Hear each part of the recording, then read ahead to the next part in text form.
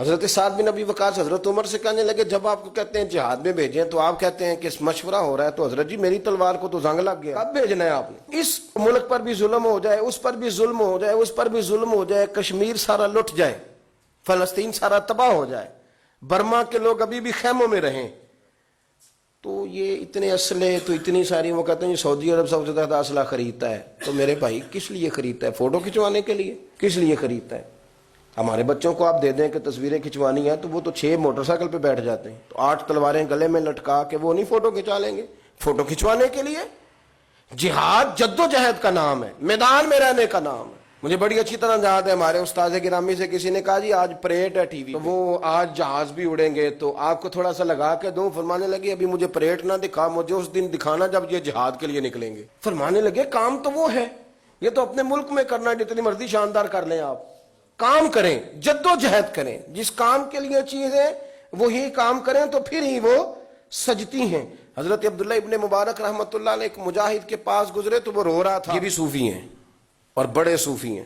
گزرے تو وہ رو رہا تھا، فرمایا تم کیوں رو رہا ہے؟ تو کہنے لگا میرا گھوڑا مر گیا ہے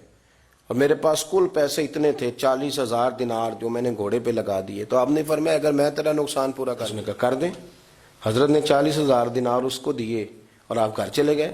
وہ شخص کہتا ہے رات کو میں سویا تو میں نے خواب دیکھی کہ میرے گھوڑے کے وجود کو رب کریم نے ہیرے جواہرات سے لاد دیا ہے اور میرا گھوڑا اپنی پشت پر لوگوں کو بٹھا کے جنت میں داخل کرا رہا ہے، پشت پہ لوگوں کو بٹھا کے۔ کہتے میں نے ایک شخص سے کہا کہ یہ تو میرا گھوڑا ہے، وہ کہنے لگے تیرا نہیں، عبداللہ بن مبارک کا ہے، تو نے تو اپنے نقصان کے پیسے وصول لیے،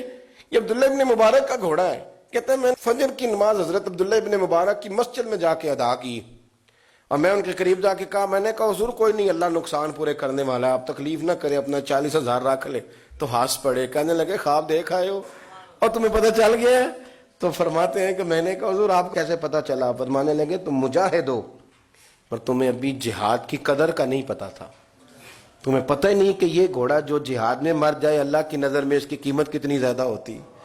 اور تم ابھی بھی سوچ رہے تھے اور پریشان ہو رہے تھے، میں نے تمہاری ٹینشن دور کی تھی، باقی اب 40,000 چاہے رکھو چاہے نہ رکھو، گھوڑا تو اللہ نے مجھے دے ہی دیا ہے، وہ تو میرے نام الاٹ ہو گیا، اب تو واپس ہو سکتا، باقی تمہاری مرضی ہے۔ تو میرے عزیز جہاد، کوشش، جد و جہد، اور جہاد کی بڑی قسمیں ہیں، زبان سے بات کرنا بھی جہاد ہے، قلم سے لکھنا بھی جہاد ہے، 3 دوست پھٹے پہ آپ کے ساتھ چائے پینے بیٹھ جائیں تو ان کو دین کی طرف مائل کرنا بھی جہاد ہے، کسی کے خلاف بلا وجہ لوگ پروگرام اور پراپوگنڈے کر رہے ہوں تو وہاں ملک کے ملت کے خلاف ان لوگوں کو روکنا یہ بھی جہاد ہے۔ تو اقسام جہاد جتنی بھی ہیں ان میں سے کسی ایک کو ضرور اختیار کرے۔